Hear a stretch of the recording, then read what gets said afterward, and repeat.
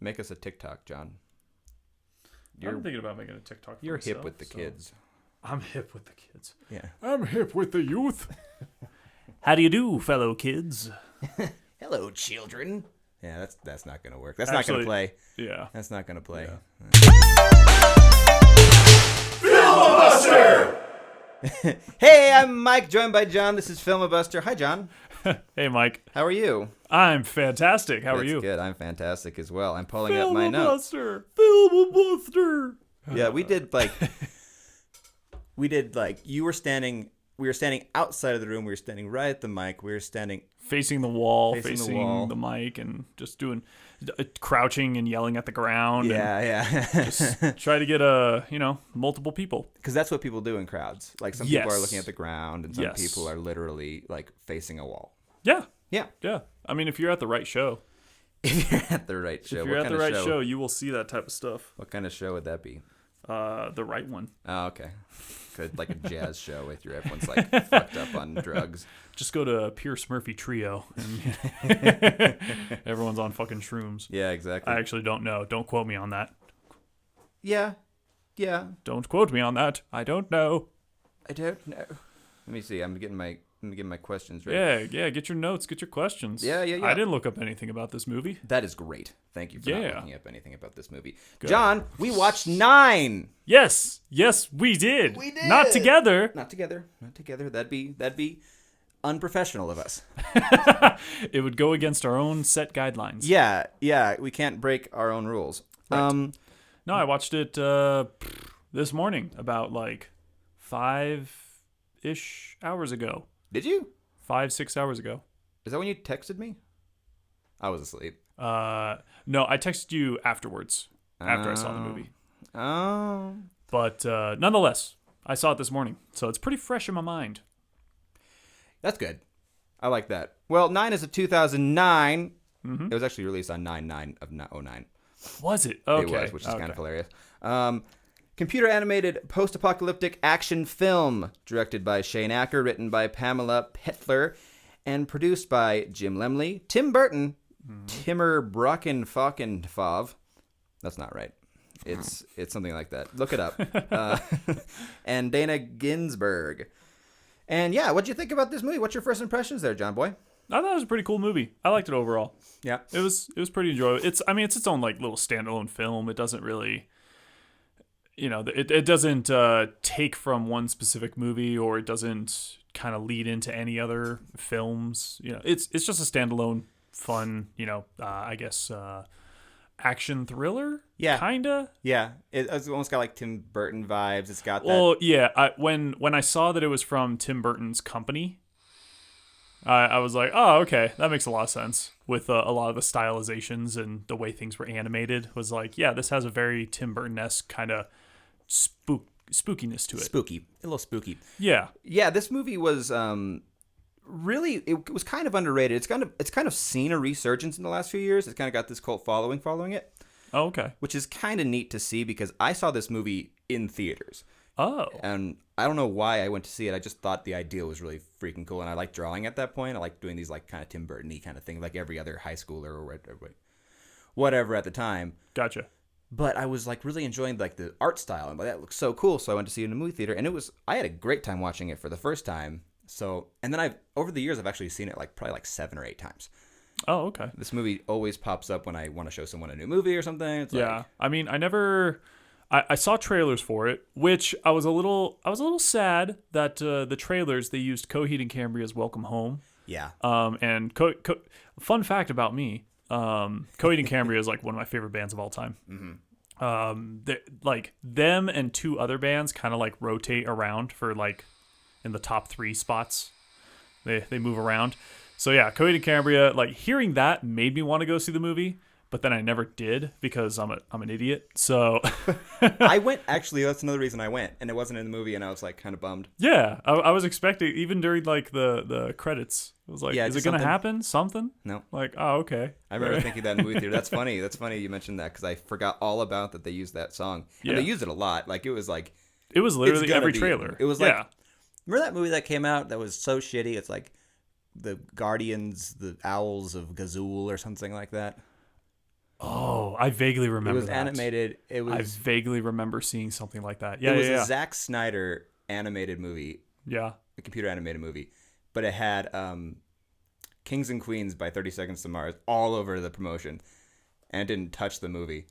I'm like, why can't people just use the? We're excited to see the song too. I don't know. It looked cool. Oh, well, you're alone on that one. I didn't like that song. Really, Yeah. I love that song. That song's annoying to me. 30 Seconds to Mars is great. No. I appreciate 30 Seconds to Mars.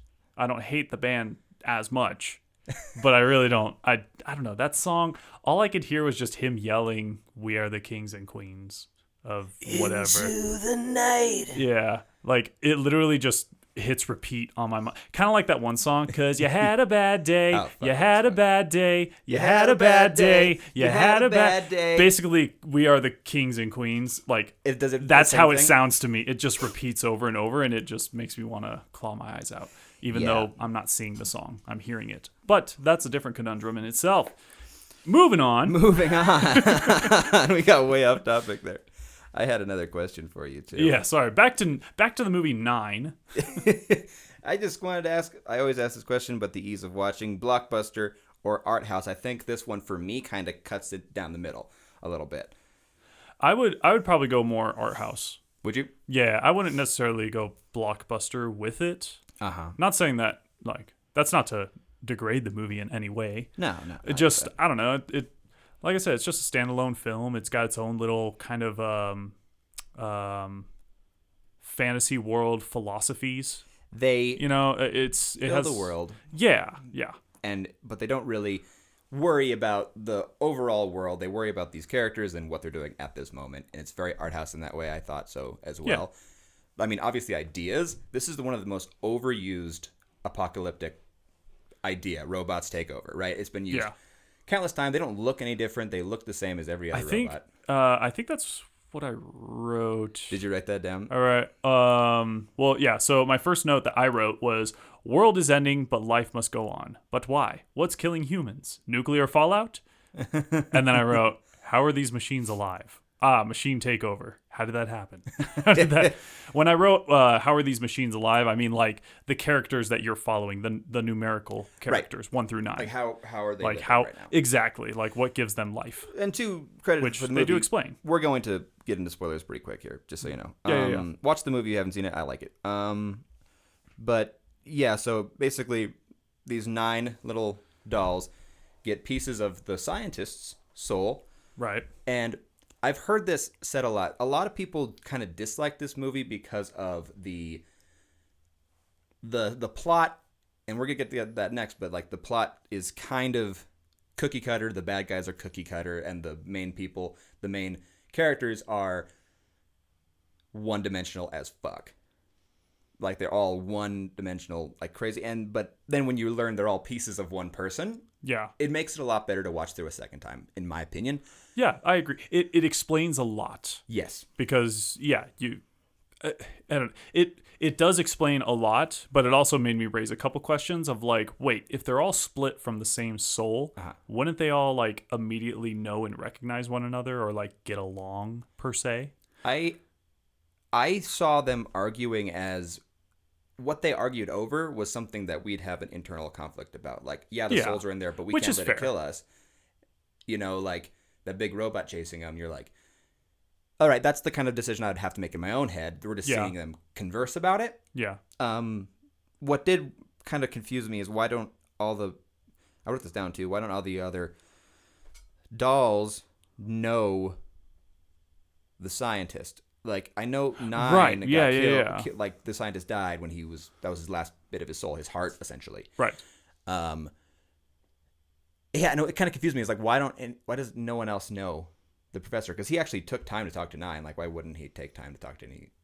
It was a weird little plot hole that I was like, I never noticed before this time. I was like, that's kind of weird. I mean, it would have been cool, and I guess this goes into kind of like, how would you make it better? Yeah. If maybe when 9, again, we're spoiling this movie, so just so bad. If you haven't seen it, this is your own fault for what you're about to hear. When 9 goes back to where he was, born, and he sees the box with his number on it, it would have been cool if maybe like there was like another shelf or something that had like the others number, like Yeah. other boxes of numbers. So maybe he meant to give that message to the others, but like there just wasn't enough time or something. Maybe he didn't want to say goodbye to pieces of his soul, so or- he kind of hid when they came to life. Maybe, and just yeah. left the message. I don't know. I don't know. Like that would have been cool, but again, it does raise a lot of questions. It does. This movie does not spoon feed you at all. It doesn't really give you much of anything. No, the only thing it really spoon feeds you is like what happened to humanity. You know? Yeah. That's the only part where where like through a good the first half of the movie, I'm sitting there like trying to figure out like, okay, so machines did it, but how? You know, was it Skynet? Was it Exactly. you know, was it something from the future? Was it an alien that like decided to build robots or whatever? And then the movie is just like, oh yeah, you know, Here it is. Scientist makes robot that makes robots. This is Robots based, take over.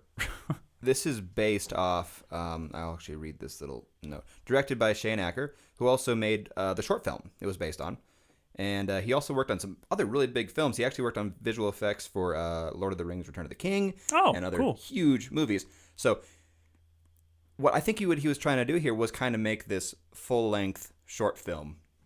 Ish. Like it really kind of felt like that because the pauses, the silences, people thought it was boring as hell. I always liked that Oh, I thought it added to the atmosphere. because of the sound design. Because let's be honest, in a post-apocalyptic world, it's going to be pretty quiet. Yeah. It's Well, that's why I love the sound design so much. I wrote this down. They deserve so many props. I looked up the whole team. They're incredible people because every step, every movement has something. yeah. Especially in the first like 5 minutes, you're like, Seriously, like imagine just everybody makes those jokes of like, oh, trying to get something out of the fridge at like 2 a.m. and you drop so you loud, drop a cup and it sounds like a nuclear explosion. Seriously, that is what I imagine a post-apocalyptic world would be like. It would be that quiet all the time. Yep. Because there's not consistent like generators, cars, and you know what I mean? Like it just those sounds are going to be completely gone. Yeah.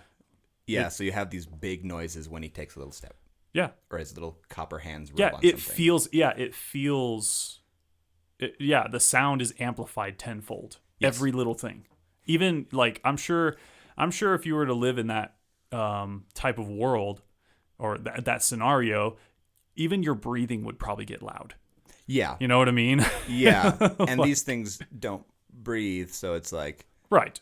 another bit of little. Again, this movie excels in detail. When you look at each of the puppets, you see, you know, from 1 to 9, the improvements, like the clasps to like stitches to clasps to buttons to zippers. And I think the only one who has a zipper, and correct me if I'm wrong, internet, but I think 9's the only one with the zipper. I think you're right. He's the newest, and it's just Right. so. And he has copper, and he even mentioned that. 2 mentions that when he first meets 2 in the beginning, Yeah. and it's so good in that sense. And if you look at like what I write here, they get attacked by Sid's toys. I mean, quite literally, yeah. These monsters are so cool because you can tell that this robot that got brought back to life, this creator robot, Yeah. literally just took shit and like taped it up and sent it on its way. And you Right. look at these monsters and you see every little bit. Right. So interesting, man. That's the best part about rewatching this movie. Details. You know, it's just like, damn, I missed that. Definitely. So cool. And again, not spoon feeding you, I guess. Yeah. Which is really neat. I don't know. Because there are some aspects of like what. Sure, the scientist was able to split part of his soul into these 9, Right. Control to Voldemort. but even then, like these aren't biological creatures. So how do they actually live? How do they function? You know, when the robot, when the brain, Yeah. whatever it's called, the master builder robot, when it comes back to life, what is powering it? Mm-hmm. You know, like those things are not explained whatsoever. You just kind of have to relies on souls. Yeah, being you a just life have to force. kind of just go with it. Yeah. You know? It's really interesting.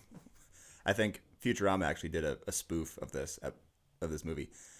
Oh, really? In a sense, like they had the same like sucking out from their eyes and mouth yeah. and stuff. This character, basically you can't look at him in the face or he'll like suck out all your life force. Yeah. And it was funny because the Farnsworth kept saying, he's like, so they stole their souls? I'm like, no, they're life forces. Souls are a bunch of mumbo jumbo. Life sources. Or I see where it's going. Okay. yeah, Yeah. so yeah. I think they were kind of making fun of the same thing. Fair enough. But yeah, that was kind of like, okay, put it away, movie logic. Yeah. For me. But it was kind of like, I did want to see a little more of how those puppets worked. Right. Because this movie's short. Yeah. Well, because even in when he meets two, Yeah. and he's like, oh, you can't speak, and like literally takes a voice box or whatever, talk box Yeah. from another toy, Right. from like a doll, Yeah. and puts it in 9, and it works. And it's like, Elijah Wood. What? And turns out it's Elijah Wood. It's, So yeah, moving on. How'd you like the characters? This has a pretty stacked cast. Elijah Wood, John C. Reilly, obviously, Jennifer Connelly, Christopher Plummer, Crispin Glover, Martin Landau. It goes on and on. It's really interesting. So what do you think about the characters? We talked about this a little bit, but what do you think about these characters, including the bad guys? I thought it was really cool.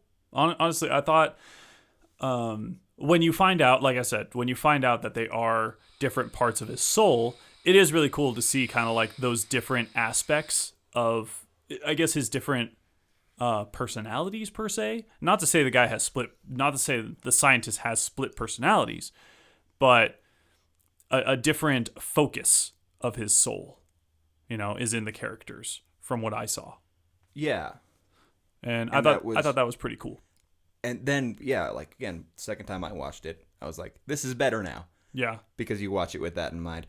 A Right. lot of people have the same kind of feeling I have, and I watched a few reviews on it, and it seems like everyone agrees that you remember this movie, but you don't remember this movie. You remember a few parts of this movie. And I'm wondering if you're going to feel the same way in, like, a year.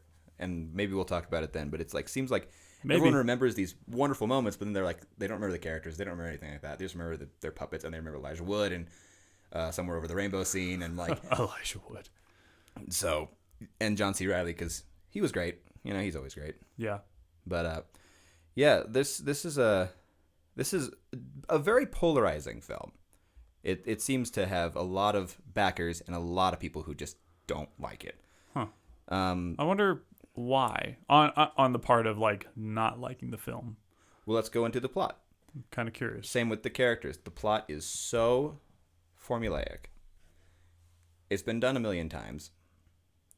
Just this bad robot trying to take back. It's not much happens in this movie, really. They kind of go somewhere. I mean, I guess yeah, it would have been nice if there was some more motivation as to why it wanted to turn on humanity. I mean, the scientist does mention that like he created this robot, but unfortunately it had no soul. So it was easily manipulated. Right. But how does, like, I don't know, who hit the button that said like human destroyer, Like how does that happen? I think because the military took him over, and then they're like, kill the enemy, and then the robot's like, I'm gonna kill everybody. I think that's kind of one of those broad strokes of this movie that they just I mean, we'll get to that I think that could have like helped. It could have helped reinforce like the concept. Yes, I do agree that the concept is heavily overdone. Yeah. Of like, oh, machines killed everyone. End of story. And here's this little troop of survivors, and begin.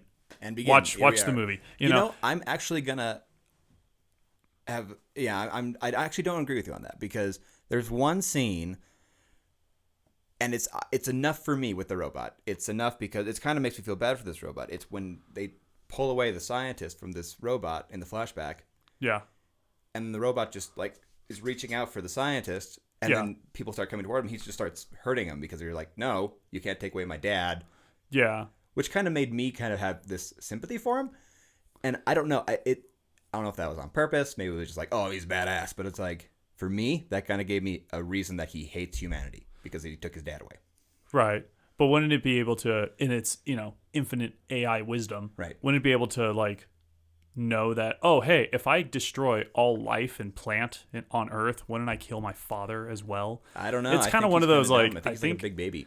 I don't know. It's, yeah. I mean, I definitely see where you're coming from, for sure. Yeah. There's just part of me that's like, I don't know. I don't think if it actually cared about someone, it wouldn't just kill everyone. Because everyone includes that special someone. Right. It's Right. kind of pointless. What do they say? Hurt people, John.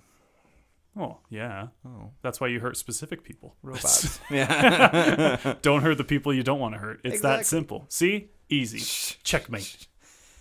Oh my god. Let's take a second and talk about the visuals. Yeah.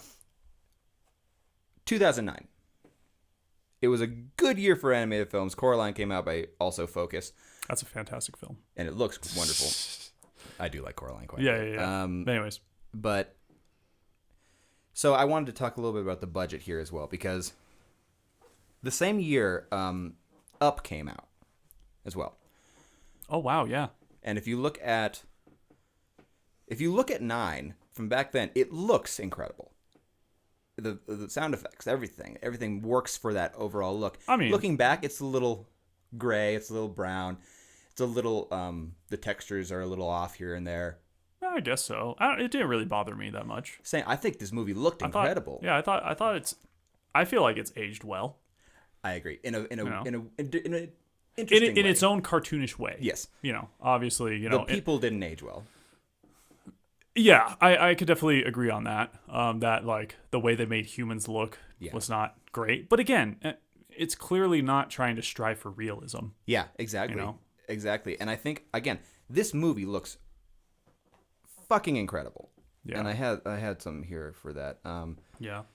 Yeah, so basically I said it looks amazing for 2009 in comparison to Up. So this movie had a $30 million budget. 9 did. Up had a budget of $175 million. Holy hell. And yeah, it's a little better animation, but not that much. That's a huge difference in budget compared to the product. I know, right? Yeah. It looks incredible. What they did with everything. And I again, kudos to this team for the sound effect, the world they built, how it looks. It's like, wow. They did a really good job, because even then, like, you can see, even though they're these like puppets that are all kind of the same looking to a degree, like not just from the way they were made differently, but you could see like, the idea of like what their eyebrows moving, so to speak, even though they don't really have eyebrows. It's like you could still see that kind of expression in their eyes and the way they move their mouth and all that. Yeah, there was this scene where one did, yeah, and it would look like really like an old man going, yeah. That's good job, great job. And then the villains, I think, are again the highlight of this movie visually. If that baby one that came in and sewed them all into their freaking terrifying, first of all, and it looks so good, man. It moves so good. The sound effects and it was just incredible, man. Like again. Compare a $30 million budget to a $175 million budget for Up. Yeah. Same year, small studio, Pixar. Good on these guys. Absolutely. I agree. Every time Kudos. I talk about this movie, you got to bring up that. It's so interesting. So talking about the budget, what did 9 make? it actually, budget $30 million, box office 48. Okay, so it did actually make a profit. It did make a profit, not enough to really get much. Not enough to warrant any type of sequel or whatever spin-off. So I mean, people went to go see it, which is good to know. I mean, with all the work they put in, it's awesome to see. Well, you could thank Coheed and Cambria for that one. Thank you, Coheed. Let me see here. So basically, plot, it's there. Spoilers, ending. I still have this in my questions, but the ending. I'm going to start the ending at Somewhere Over the Rainbow because I think that scene is the best scene of the movie by far. Okay. When it captures everything in the movie, all the sound effects drowned out. It's just Somewhere Over the Rainbow and 5 running away from this ridiculous robot crawling out of the ashes. Oh, it was 9 that was running. It was 5 who ran up and said, "He's back." Was it? I thought it was 9. 9 was hanging out with Oh, that's right. his basically sister that he's into. That was weird, but I will say that the moment I saw them get kind of close, yeah. I like literally out loud said like, please don't do the love interest. Ew. I don't want this. I don't want this. They're basically siblings, and then their kids are Well, twins. I mean, this was before I found that out, right. you know? But even then, it was just like, come on. They're dolls. We don't need this whole... they don't even have hearts. I don't get this. What is happening right now? It was unnecessary. I Yeah. will totally agree with you on Yeah. that. I think if they had a good friendship, and I think that's kind of where they head at the end, but like, Yeah. But you could see it was like starting to like go that direction of yeah, like the flirty romantic and, like, interest. It's when like, he's on oh, the- come on. yeah, no, that was not necessary. But anywho, yeah, you are correct. You are correct on that. That's right. 9 and 7 were getting all buddy yeah, hanging out by the record player. but that scene, that when everything shuts off, and he's running, and it's like somewhere over the rainbow, it's like, that's what this film could have been the entire time, I think. Not that obviously the same thing, but that's the level of movie this could have been, Yeah. which is both like, it's super bittersweet watching that scene. It's like, damn, this is awesome. Yeah. I want to see more of that. It really reminds me of the opening trailer or opening cinematic for Fallout 3. So just that idea, it zoomed in on this like jukebox and starts playing, a song, and it Okay. slowly zooms out as the song's you see playing. this And as you world. get farther away, the song starts to echo more, and you just it reveals more of the world that we are actually living in, which is basically a wasteland. And then you see a member of the Brotherhood of Steel kind of look to the camera, and then boom, Fallout. Oh, that's great. But it really gave me those vibes of like, it's eerie. Yeah.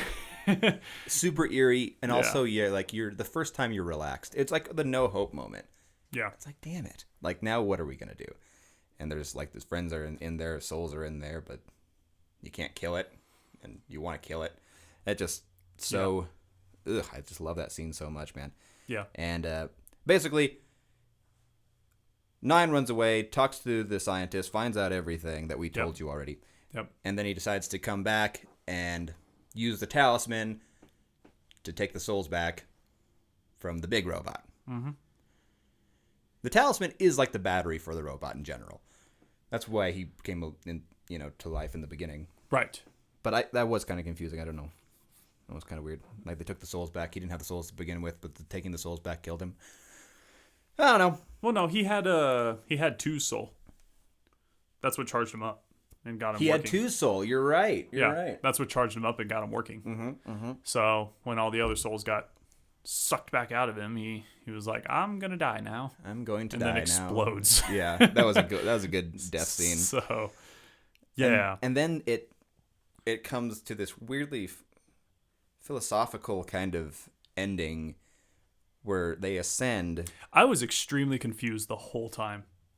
Yeah, and then they become like larva or bacteria that is going to repopulate the earth. Or I was so confused because one, how did he know to do that?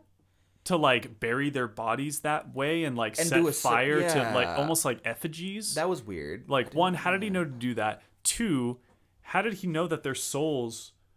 How did he know that their souls were going to like just float up into the sky, explode, And become rain. and become rain? I don't with, know if like, he knew with that. green, like I don't get that part. I watched this movie so many times, and I don't understand how it ends. that scene. Like everything about this movie. Yes, there were some moments where I was just like, I don't really know what exactly is happening per se. As like, again, why? How are these dolls alive? How are they working? Yeah. How is this like brain robot? How is it like functioning? Yeah. How is it powered up and all that? Like, yeah, there were those questions where I just could not figure out the answer. And then you're like, it's movie logic, whatever. Yeah, but then that ending scene happened and I was absolutely confused. Yeah. I did not know what or why. Yeah.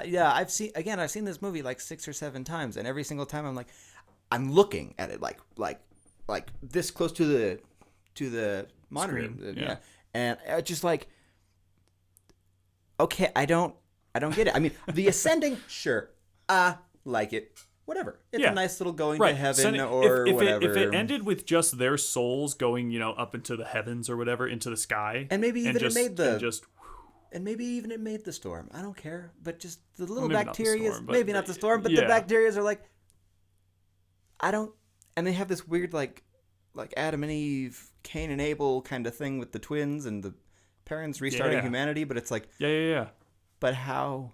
Right. And I know in the Maybe his soul is just like a seed to bring humanity back because souls are life forces in this movie. maybe because they do say, like what the process of him splitting his soul into these dolls was like dark magic, I think one says.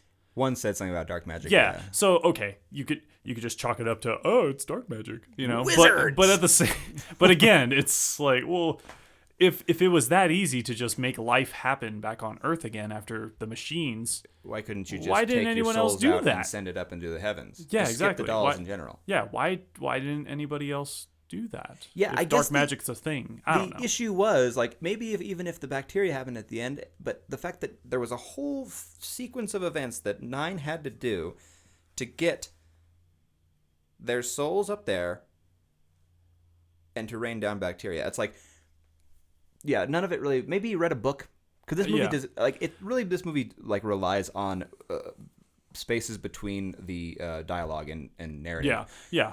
They want you to figure it out yourself. That's Right. why there's so I mean- many theories I mean, of this online. you could just say that like, Nine went back to the scientist's house Read or the room books, yeah. and like, looked at all the papers Yeah. that were around the Found out he room could and do this. figured out the ritual he had to do, but we don't see that. So it's just It'd be nice to see because this movie is so short, which I liked. I love the runtime of this movie. It doesn't need anything more, but maybe an extra 5 minutes of him just finding like, oh, there's your funeral pyre right. or whatever. But yeah, it would have been super simple if all it was like, they had that whole thing set up. And 7 is like, are you sure this is going to work? Right. And 9 could say, yeah, I looked over, I read the paperwork, and just like unfolds one of the pages that has the ritual set up, and like then that's drawn all out. you need. And then Boom, look easy. at each other. Cool. Super easy fix. That's how he clearly went back and found more paperwork to Yeah. like do this. Because 9 has been so inquisitive. He has the twins with him to look to because they're so inquisitive. Right. Because the video that the scientist plays for him, he only shows him how to like do the process to shut down the robot in the video. That's all he shows him how to do. To either open or close this talisman. That's literally all he shows him. Yeah. Right. But he doesn't say anything about like, make sure you bury their bodies and set fire to the yada yada and Yeah. like none of that was mentioned. Yeah, that was a really rushed, weird ending, and I still haven't figured out what it is. If you want, everybody, you can go online. There's like tens of thousands of theories on what this means. Oh, I'm sure there are. I mean, but the movie kind of... And that's why this movie is making a resurgence, because internet culture is able to talk about it, Yeah. Which is nice, and that's great. Thank you for giving us something to... And thank you for not spoon-feeding us. I like not being spoon-fed. It's nice. Yeah. But also, give me a little more. There's a fine line between like show don't tell, right, and also like, hey, sometimes you just gotta tell us. Yeah, because that there is a didn't fine make any line. sense. So I mean that leads into our next point. How could it be better? Well, I kind of already said that. Yes. Of like, hey, just literally just have him just have a page out of the scientist's book that shows like drawings of the ritual. Mm-hmm. That's it. Boom. You have that ending explained. I might have to go through that movie again. Maybe there's a page in the background that has it, because this movie is so full of detail. True. But I don't know about that. Maybe someone can tell us too if they saw it. I don't know. Yeah. But that's a great point. I'm in the same boat, man. So that and just I don't like the music in it very much. It didn't add much for me, and it didn't take away anything, but I think I like the music because it was fitting. Again, like in this type of atmosphere.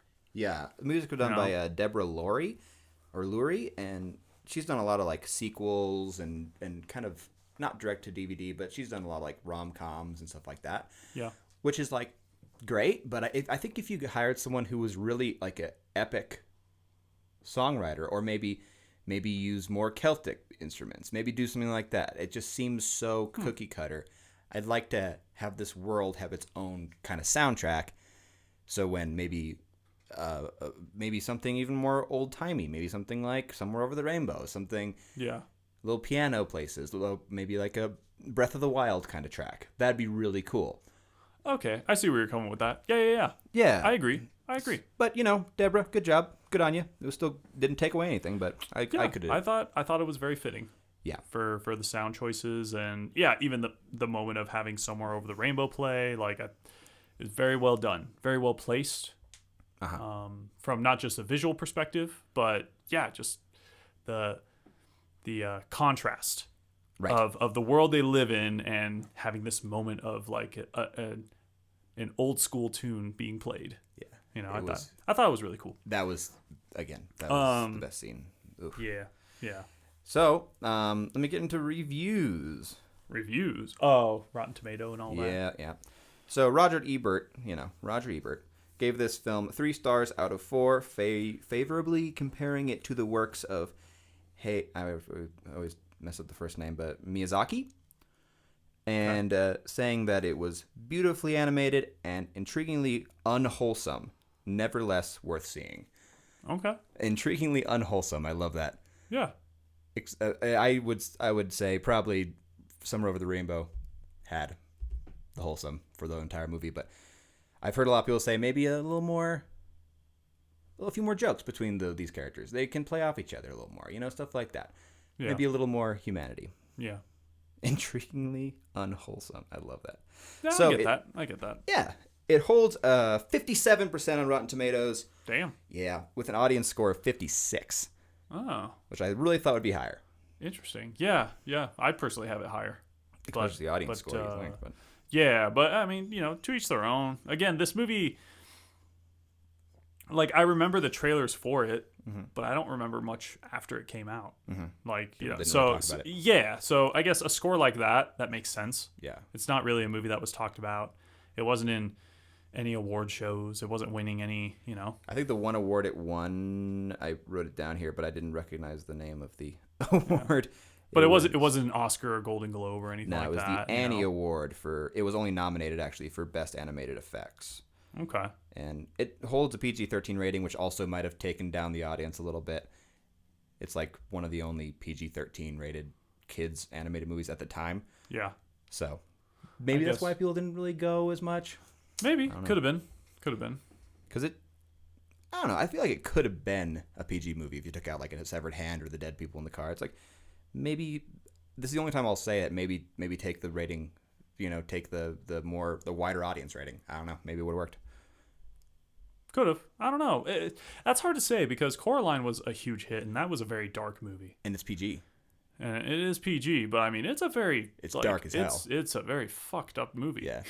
That movie probably scares me more than this movie scares me. I agree. I mean, agree I guarantee that movie scares me more than this movie. Yeah. Both by Focus Pictures in the same year. So that's kind of cool. Okay. Oh, They like that dark shit. Yeah. Would you recommend it? What would you rate it? Oh gosh. I think. Let's see. What did I write down? Actually, I'm gonna backtrack real quick. Yeah, please. So I will. I do like that 3 and 4. Were kind of like fly/moth like characters, and it seemed like they were using Morse code to talk or something, like really fast with their eyes Yeah. or something like that. I thought that was really cool. Yeah. Again, details. I love the details in this movie. Oh yeah, and the movie was pretty smart with characters being aware of their surroundings and all that. Like when Seven tried to get the jump on the vulture, but it saw her shadow, so it knew, so it was able to Yeah, that was nice. counter the attack and stuff. Moments like that was really cool. The detail. I thought it was very well When done. they're not talking or plot moving, just little details. So Right, good. And I did like the joke she said right after that. Let me try that again. Yes. She's like on the wall. Yeah. Let's see. Yeah. Okay. I didn't actually write down a rating. Right. I'm gonna have But to spitball it myself. if I was to give this movie a rating, I'd probably give it like a 7 out of 10. 7 out of 10. Yeah, 7 Cabbage Patch Kids. I like that. I like that a lot. Yeah. I would give it a 7 out of 10 as well, just because of the nostalgia, everything that comes with it. I love watching this movie. Okay. I've shown so many people this movie. It's I think it's an hour and 20 minutes or something like that. Hour 20 minutes. It's just a good time. You know, you don't have to really get into it, but if you want to get into it, sure, have fun. You know, dissect it. Definitely, it's its own little standalone film. You don't have to overthink it, but there are going to be moments that are going to leave you scratching your head. At least from my personal experience. And we're also watching it, getting ready for a podcast where we're getting ready. Yes. Trying to watch it through and really pay attention. Right. But yeah, maybe just for the average watcher. And again, I wish I could turn this on for a kid, you know, because it would be, the storyline would be fine for a kid, you know, but there's the horrible imagery at times. I mean, yes and no. I don't think the imagery was that bad.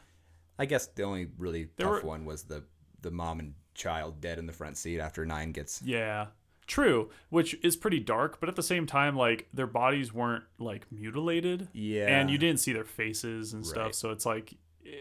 I felt it did a good job, even with the scientist, when you go back to the room and you see his body is a bit more withered. Or anything. Yeah, his body's, like... you could see, like, the purpleness, you know, like so rigor mortis, you know, kind of thing. Like, there were enough details to know, like, oh yeah, that person is definitely dead. Right. But you don't have to, like, get gruesome or bluntly obvious about it. Right. So, yeah. I don't know. I think a child could handle that. I don't know. It might require, like, maybe a conversation, but I don't think it's something that, like, would scar a kid's, you know, I doubt they would have nightmares over that. They might have nightmares over the Sid's toy, though. Yes. Yeah. We're talking dead people here. Yeah. Those are two different things. I have nightmares over Sid's toys. God, me too. I guess they gave us Toy Story, and Toy Story is just as scary as this, so whatever. But yeah, I'd give it 7 out of 10 as well, just because it's a fucking blast.